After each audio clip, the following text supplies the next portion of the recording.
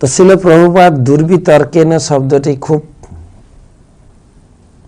ব্যাখ্যা করেছেন। জীব বদ্ধজীব যে কখন ইন্দ্রিয় সুখভোগের বাসনা করেছিল সে সম্বন্ধে তর্ক করতে পারে না।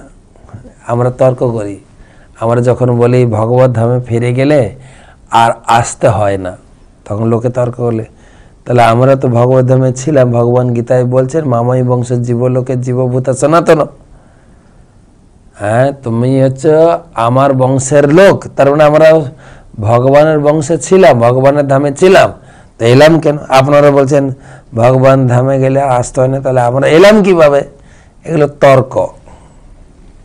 বলছে এই তর্কের দ্বারা অপ্রাকৃত জিনিসকে প্রতিষ্ঠা করা যাবে না। প্রভুপাদ উদাহরণ দিলেন, তোমার ঘরে আগুন লেগেছে, তোমাকে কে খবর দিল তোমার ঘরে আগুন লেগে গেছে? এখন আপনি জিজ্ঞাসা করবেন, আরে আমার তো কারোর সঙ্গে কোনো শত্রুতা ছিল না, কেন আমার ঘরে সে আগুন লাগালো? কে আগুন লাগিয়েছে? কি ঝগড়া ছিল? আমি খুঁজে দেখব। কেন? প্রভুপাদ বলছেন এইরকম যদি তর্ক করো আর বিভিন্ন উদ্দেশ্য কারণ জানতে চাও, তখন তোমার ঘর পুড়ে ছাই হয়ে যাবে। কমপক্ষে প্রাথমিক স্তরে তুমি ঘরের আগুনটাকে নেভানোর চেষ্টা করো। আগুনটা কি? আগুনটা হচ্ছে এই সংসার বিষানলে দিবানিশি হিয়া জলে। আমরা যে সংসারে আছি না, প্রত্যেকটি মানুষ কর্মাণি নির্দহতে কিঞ্চিৎ ভক্তি ভাজা, একদম ইন্দ্রকোটি, মানে একদম ক্ষুদ্র পিপিলিকা, আরো ক্ষুদ্র ইন্দ্রগোপ বলে একটা জীব ব্রহ্মসংহিতে পাওয়া যায়, সে আরো নগণ্য। সেই থেকে শুরু করে আমরা মানুষ, দেবদেবী পর্যন্ত সবাই আমরা কষ্টে রয়েছি। কষ্ট আমরা উপলব্ধি করতে পারি না, সেটা আলাদা ব্যাপার। যেরকম পশু তার জীবনের কষ্ট সে উপলব্ধি করে না, খায় দায় ঘুমিয়ে কাটায়, কিন্তু মানুষ উপলব্ধি, পূর্ণ কষ্ট উপলব্ধি করে না। মায়ের দ্বারা ভুলে রয়েছে আমরা। কৃষ্ণ ভুলি যেই জীব অনাদি বহির্মুখ, অতএব মায়া তারে সংসার আদি দুঃখ।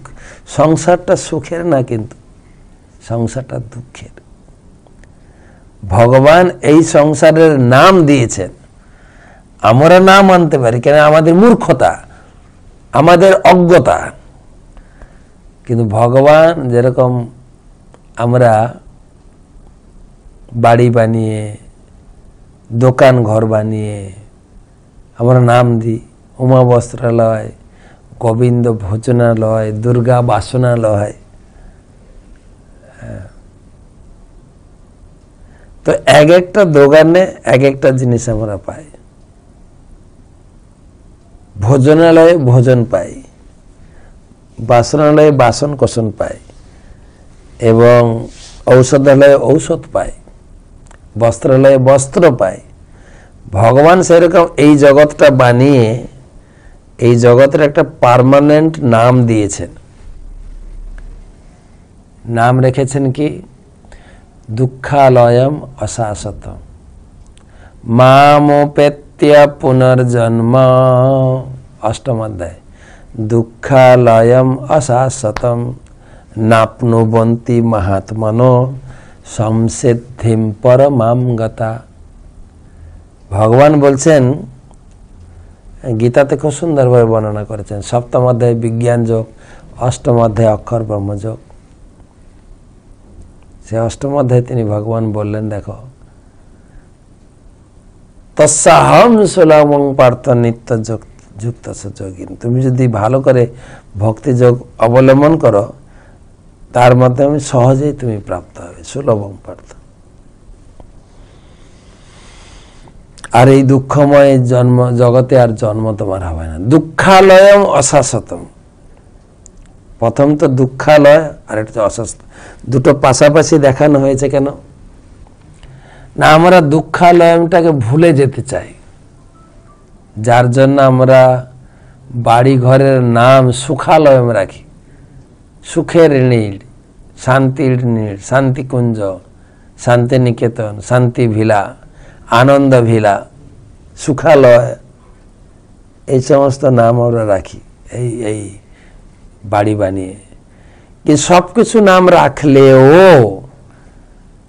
সুখালয় রাখুন, আনন্দ নিকেতন রাখুন,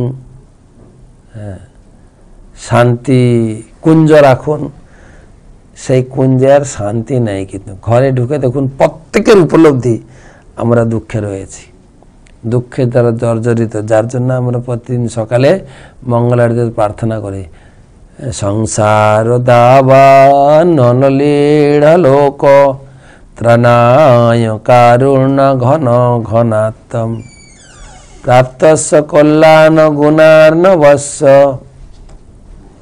বন্দে গুর শ্রী চরণারবিন্দম। আমি সংসার জ্বালায় দগ্ধীভূত হচ্ছি, সংসার তাপে, সংসার দাবা নরলীঢ় লোক। আমরা গানটা তো গাই, গানের মর্ম বুঝি কোথা থেকে? আমার দাবানল চারিদিকে আগুন জ্বলে গেছে, আমি ত্রাহি ত্রাহি করে গুরুদেবের কাছে প্রার্থনা করছি। আর আমরা তো সেই ভাব নিয়ে করি না, আমরা তো হেসে করি, সংসার দাবা নরলীঢ় লোক, আনন্দ না, ভাবটা প্রকাশ করতে হবে।